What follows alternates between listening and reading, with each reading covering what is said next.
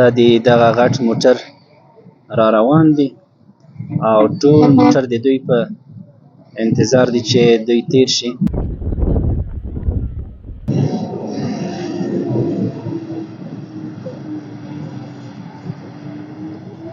دا هم هغه ښځې او ماشومان دي چې د همدې موټرو سورلي دي او هغه وړاندې کسان هم د همدې موټرو سورلي ده چې له ډېرې ساحې څخه دوی په پښو باندې را روان دي.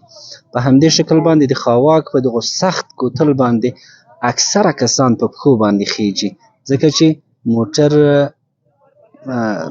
چې کله ډک وي او وزن یې زیات وي نو نشي په دې لاره باندې ختلی. په دې هیله چې مسؤلین دې موضوع ته توجه وکړي او د دغه غټو موټرو مخه په دې لاره باندې ونیسي، تر څو د هغه کوم کسان چې په وړو موټرو کې ځي د هغوی دپاره هم مشکلات جور نشی. این راه را که به خاطر موترهای خرد بابونه راه شبه برای موترهای کلان بونه هیچ جنجال نمیشه. اینجا موترهای 580 موترهای بعد چگله آمده به ساتار موتر راه بند میشه، سیاسر، مریض، اشتوک، پشتوک، کوتل نیست، پنچرمینی یا ورکشاف هیچ چیزی نیست. مشکل مردم بسیار زیاد است. این امشب موترهایی که آمده بودن تا بال این موترها از اینجا تا کابل نرسیدن. مشکلات دلیورای ما اینمی است. مسیر کوتل خاوک است، راه بندشی هست، 404 و 580 آمده بند میشه، هر جا کرینکس میده کرده، تایرایش بد شده، راه تنگ بوده، حالی هم چند تا لوده رو اینمی چیزا را میده جور کرده شیشته. مقصد راه موتر کلان نبوده، موتر 588 و 404 نبوده. مردم بسیار با مشکل مواجه شده، خیلی مشکلات زیاد است. راه نان نیست، او نیست، هتل نیست، شرایط راه خیلی خراب است. بیادرها 580 که میاین خیلی در بدر میشین. اینمی راه بندش های راه را 580 و 404 همینا مشکل مواجه کرده. مقصد از این امارت میخواهیم که برای مشکلات مردم توجه داشته باشه، دیگه خواهش نداریم جور باشیم. لکه څنګه چې عمومي قاعده دا ده چې په یو ملک متحد، متخصص او زړه سواندی رهبر د هغه ملک د پرمختګ سبب کیږي.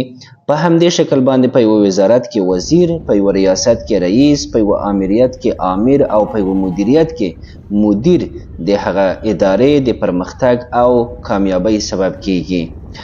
دوی نه یوازې دا چې د خپلو ماتحتو یا تر لاس لاندې کسانو لپاره خدمات وړاندې کړي، بلکې باید سهولتونه هم ورته برابر کړي. په همدې شکل باندې په هغه ترانسپورتي شرکتونو کې چې مسافرین انتقالوي، د خپلو مسافرو لپاره باید خدمات او سهولتونه برابر کړي. که چیرې یو موټروان د خپل تخصص ترڅنګ متحد انسان هم وي، زړه سوانده انسان هم وي، دغه موټروان او هغه د ترانسپورتي شرکت مشر یا مسؤول هیڅ کله د خپلو شخصي ګټو په خاطر باندې مسافرینو ته یا خلکو ته ضرر نه رسوي.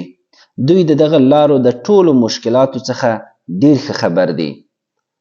په دې هر څه باندې ښه پوهیږي، خو بیا هم اکثره کسان په نمایندګیو کې یا په هغه ځایونو کې چې مسافرین حرکت کوي دوی ته پوره اطمینان ورکول کیږي. یعنی مسافرینو ته اطمینان ورکول کیږي چې کومه ستونزه نشته ده، خو بیا کله چې دغه ځایونو ته ورسیږي په سختو ستونزو کې گیر کیږي. اکثره کسان د خپلو حقوقو څخه نه دي خبر. په همدې خاطر باندې دغه ټول حالات او دغه ټولو شرایطو تحمل کول د خپل تقدیر یوه برخه بولي. حال دا چې اړینه ده چې دغه کسان باید آگاه کړل شي، وپویول شي او د خپلو حقوقو څخه خبر کړل شي. که چیرې د دغه مسافرینو څخه یو څه تعداد کسان ولاړ شي او په رسمي توګه باندې د دغه شرکتونو او د دغه ډریورانو څخه شکایت وکړي، اړونده ادارې باید شکایتونو ته رسیدګي وکړي او له مربوطه شرکتونو سره باید قانوني چلند وکړل شي او د دغه مسافرینو او هغه کسانو چې له سختیو سره په قصدي شکل باندې مخامخ کړل شوي دي د هغوی حق ورڅخه ترلاسه کړل شي.